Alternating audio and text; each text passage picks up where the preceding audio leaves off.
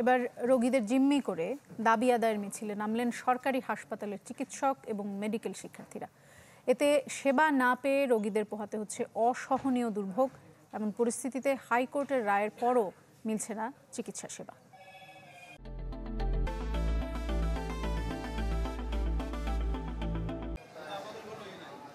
বেলা 11:30টার পর থেকে বন্ধ চিকিৎসা সেবায় রোগীদের অন্যতম ভরসাস্থল ঢাকা মেডিকেলের বহির্বিভাগ।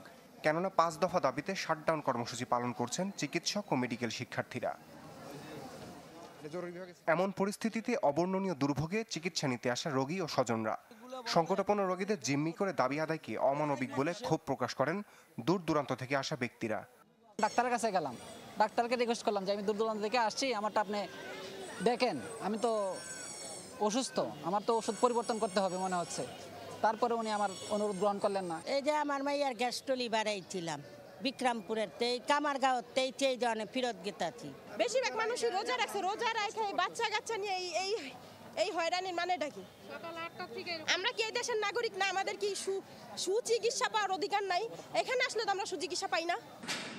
শুধু ঢাকা নয়, দেশের সব সরকারি মেডিকেল ও হাসপাতালে বন্ধ রোগী দেখা। সিলেট, রাজশাহী সহ বিভাগীয় শহর ও জেলা পর্যায়েও মিলছে না চিকিৎসা।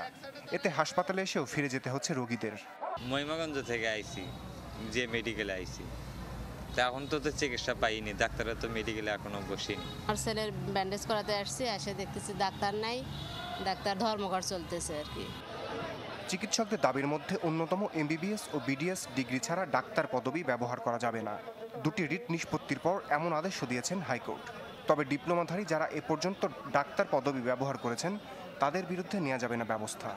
আমরা তো আন্দোলন অনেক দিন ধরে করতেছি, তো শুধু আমাদের একটা দাবি মানা হয়েছে, আর বাকি দাবিগুলো মানা হয় নাই। কিন্তু আমরা চাই না এই প্রসেসটা লেন্দি হোক। আমরা চাই যে আমাদের উপদেষ্টা পরিষদে যারা আছে আমাদের স্বাস্থ্য মন্ত্রণালয়ে যারা স্বাস্থ্য অধিদপ্তরে যারা আছে তারা যেন এই জিনিসটা অতি দ্রুত সমাধান করে। আমরা কর্মবিরতিতে আছি, আমরা অবশ্যই সেটা আরও বড় স্কেলে সকল কঠোর থেকে কঠোর হয়ে সেটা বাস্তবায়ন করব। কিন্তু আমরা এটা চাই না, আমরা দেশের মানুষের ভালো চাই, জনগণের স্বার্থ আমাদের কাছে সবার আগে। হাইকোর্টের এমন আদেশের পরও কর্মসূচি চালিয়ে যাওয়ার ঘোষণা দিয়েছেন মেডিকেল শিক্ষার্থীরা। সচিবালয়ের সামনে সড়ক অবরোধ করে বাকি 4 দফা তাৎক্ষণিক বাস্তবায়ন চান তারা। রমেশ হুসাইন, চ্যানেল 24, ঢাকা।